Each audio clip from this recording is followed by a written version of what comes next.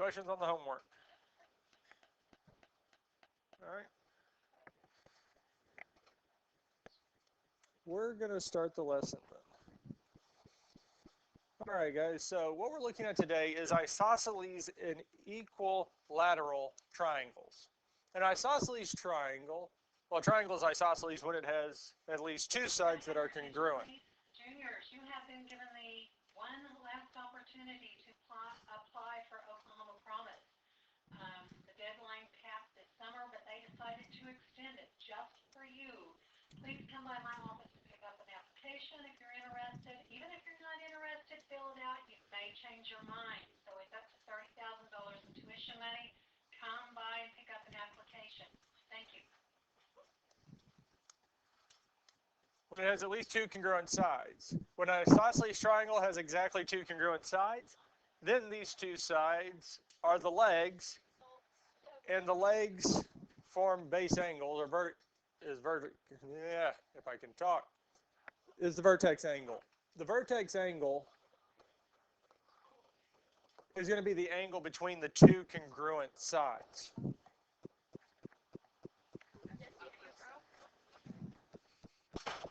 So the vertex angle is going to be the angle that is between the two congruent sides.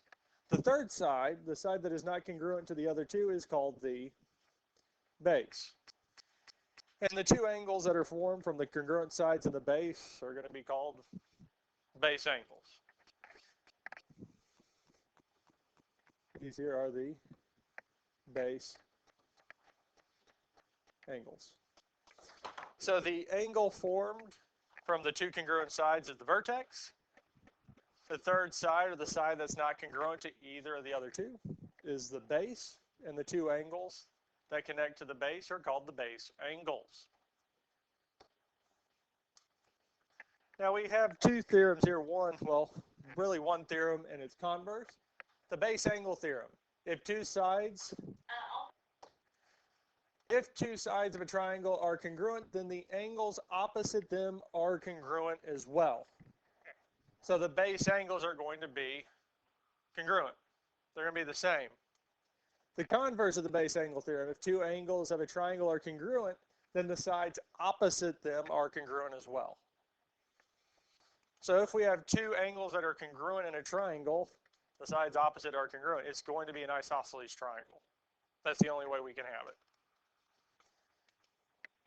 So if we look at this here, this first example, the back of the first page, we're given this triangle here. In triangle DEF, DE is congruent to DF. What would be our two congruent angles? E would be congruent to F. Because the two angles opposite those sides are E and F. Those are the base angles, so they would be congruent.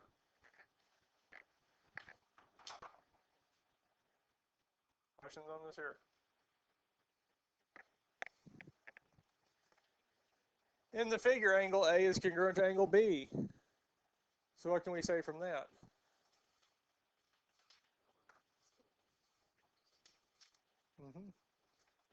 CA, line segment CA is going to be congruent to line segment CB,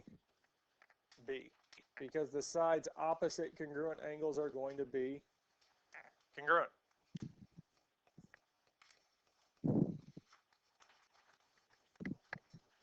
Questions on this here?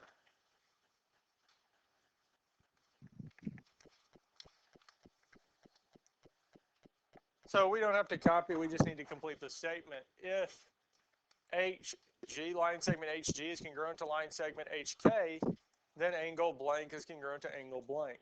So HG is congruent to HK.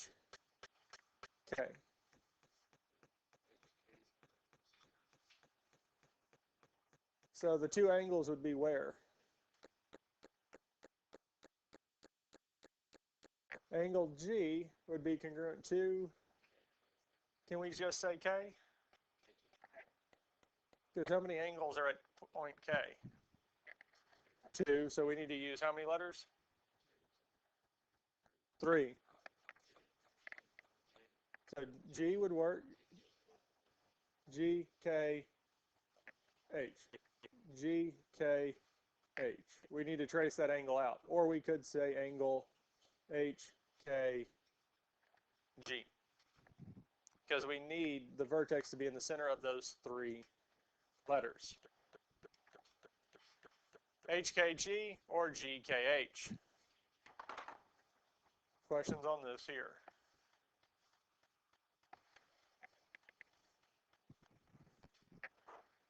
Let's look at the next one. If angle KHJ is congruent to angle KJH, then blank is congruent to blank. So KHJ,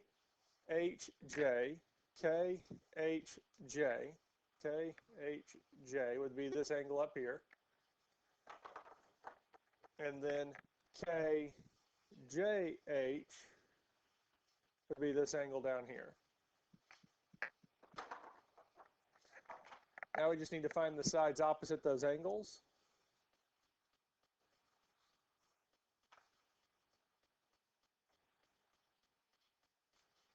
So what would our sides be?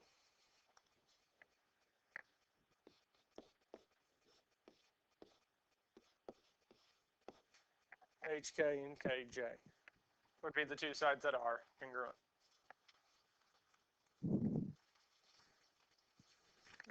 No, because we don't put the line above the angles. Because the line above these here is calling it a line segment for angles. We just need the angle marker. We don't put anything above it for angles. Questions on this here?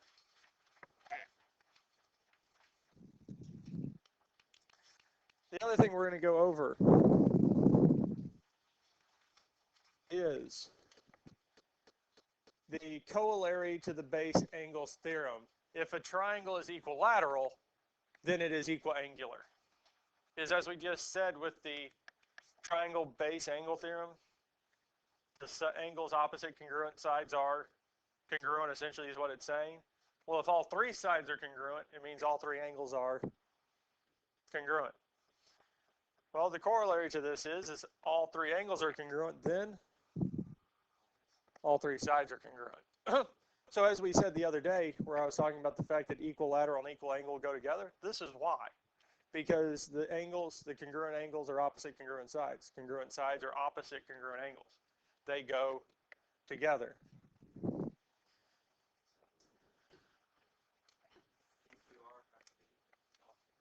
Yes, because it's an equilateral triangle. If it's an equilateral triangle, it also means it is equiangular. So the measure of P is going to be the same as R, is going to be the same as. Because if we wrote it out, we can say x plus x plus x is equal to 180. All three of those angles added together would equal 180. Well, if we add these three together, we would get x is equal to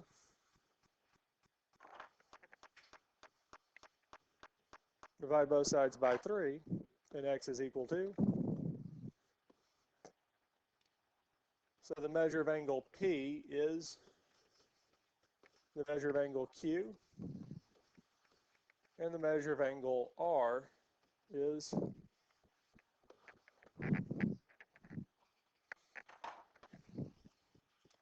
since it's equiangular, all the angles are going to be the same.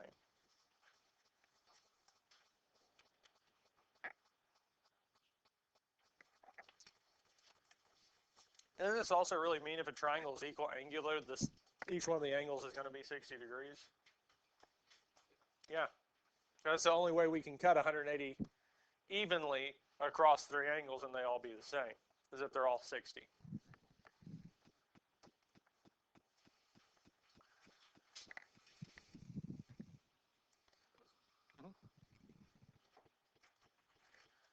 Find the length of ST for the triangle here.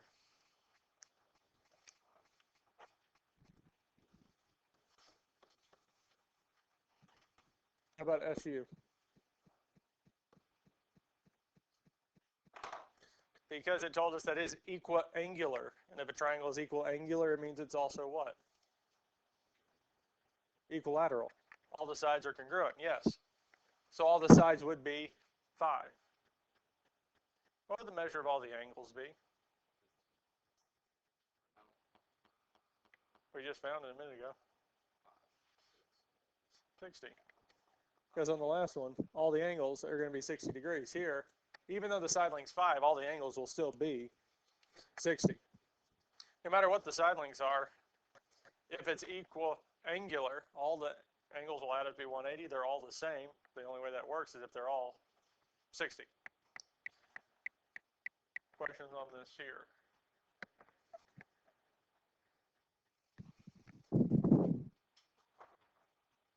So it tells us that the triangle is equilateral. All the sides are the same, which means we also have this triangle as being what? Equiangular. All the angles will be the same, yes? So there's two ways we can go about doing it. We can say that all of these are congruent, so they're all going to be 2x. So we can say that we have 2x plus 2x plus 2x is equal to, well, 2x plus 2x plus 2x is equal to, then what can we do? Divide both sides by 6, which tells me x is equal to 30.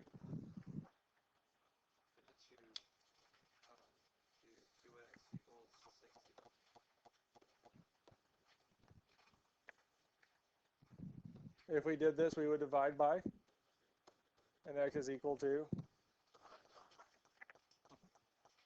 because it's equiangular, as we saw already, and it's going to work out this every single time, each one of the angles has to be 60 degrees. Now, it's not saying that x is going to be 60, but each one of these angles will be 60 degrees, because that's the only way we can cut a triangle, or 180 degrees, into thirds, and they'll all be the same. The only way we can have a triangle have 3 congruent angles is if they're all 60 degrees. Any questions on anything we've done so far? That brings us to the last 3 problems, and it's these here. Now, these are seem harder than they actually are. Let's fill in what we know based off of isosceles and equilateral and equiangular triangles. Well, looking at this here, KNL, this triangle here is what? Equiangular, which means it's also equilateral. So all of these side lengths are the same, okay? Now the other triangle has 2 base angles that are congruent, yes? Or 2 angles that are congruent, which means it's isosceles. And the sides opposite those angles are congruent as well, yes? So we have that side and we have this side that are going to be the same, yes?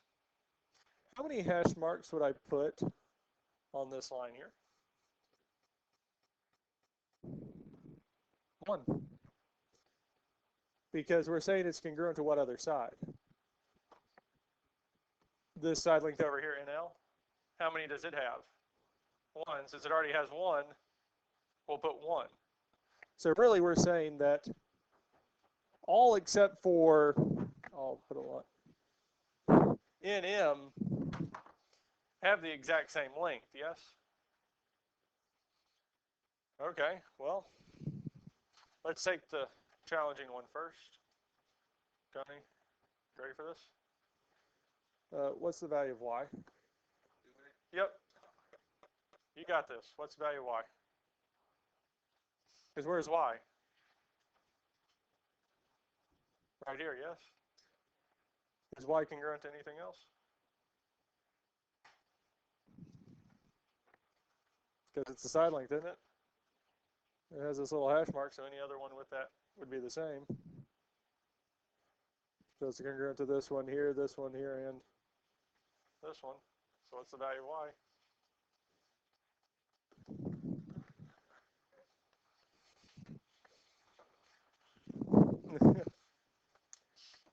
Now we need to solve for x plus 1. Well, what is x plus 1 equal to? Because it's equal to y, which is also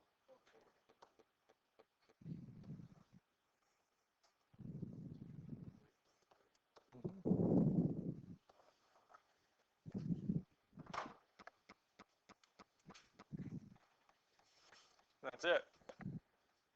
Questions on this here?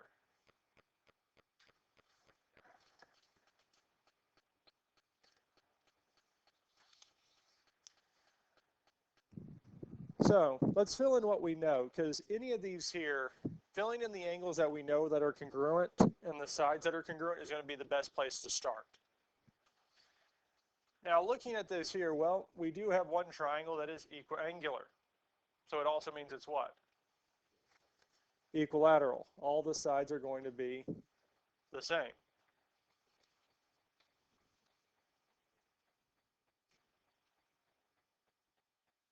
Now, since this is also equiangular, it means all of these angles are what? Congruent, so they'd have to be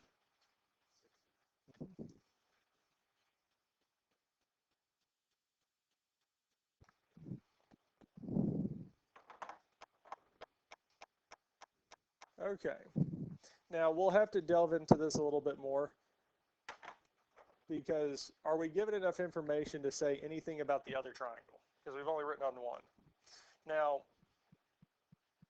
these here, yes?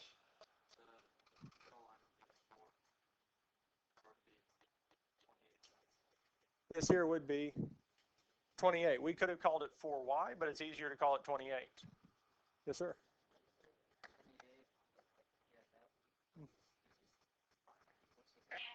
So yes, that's 100% right, because both of these are 28. So these two would be congruent, which means these two angles are congruent to each other. Now, that helps us for this here. For y, well, we could say 4y is equal to what? Divide both sides by, which tells us y is equal to. Now, this angle here is going to be, because any two angles that make a straight line add together to be 180. So we could say 2x plus 2x plus 120 is equal to, well, 2x and 2x is, plus 120 is equal to, we can subtract 120 from both sides.